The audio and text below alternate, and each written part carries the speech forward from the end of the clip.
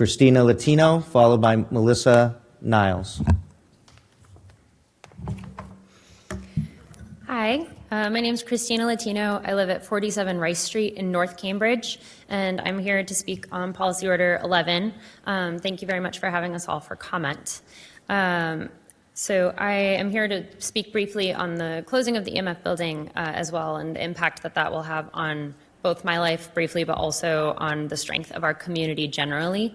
I have always, in all my time living in Cambridge, I've only worked in music and the arts, first at Passim in Harvard Square, a small listening room music venue, as a sound engineer and operations manager there, and next at Harvard University doing project coordination for their arts and culture programs. So I've had the privilege of kind of seeing how music can be made and arts can be made on a very small scale and a very large scale here.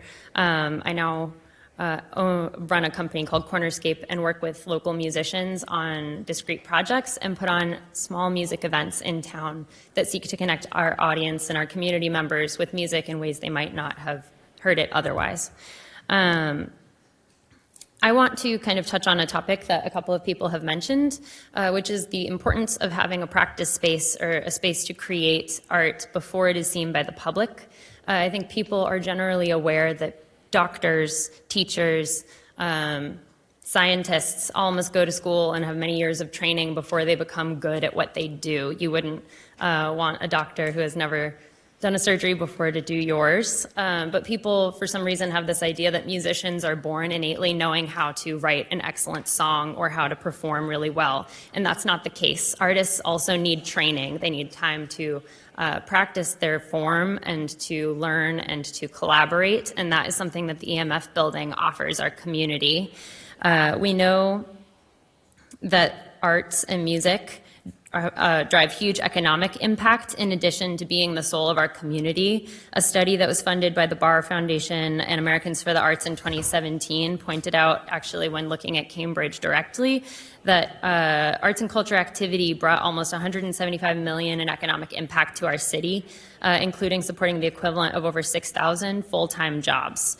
I think that that is also something that's really important to look at, and once again, to think about the fact that all of these artists do need that space for creating their art off of the stage. If we want music to thrive in our city going forward, we must protect spaces like EMF and further create new affordable spaces for musicians, both popular, indie, classical, and all other forms, to collaborate, develop, grow, and train. That's what the EMF building does, and I hope that we can all work together to identify new spaces and help the artists who are being impacted in the EMF building now find a new home if they cannot stay there. Thank you. Thank you. Apparently the 15-second bell has taken the night off, so I'll let you know when your time is up.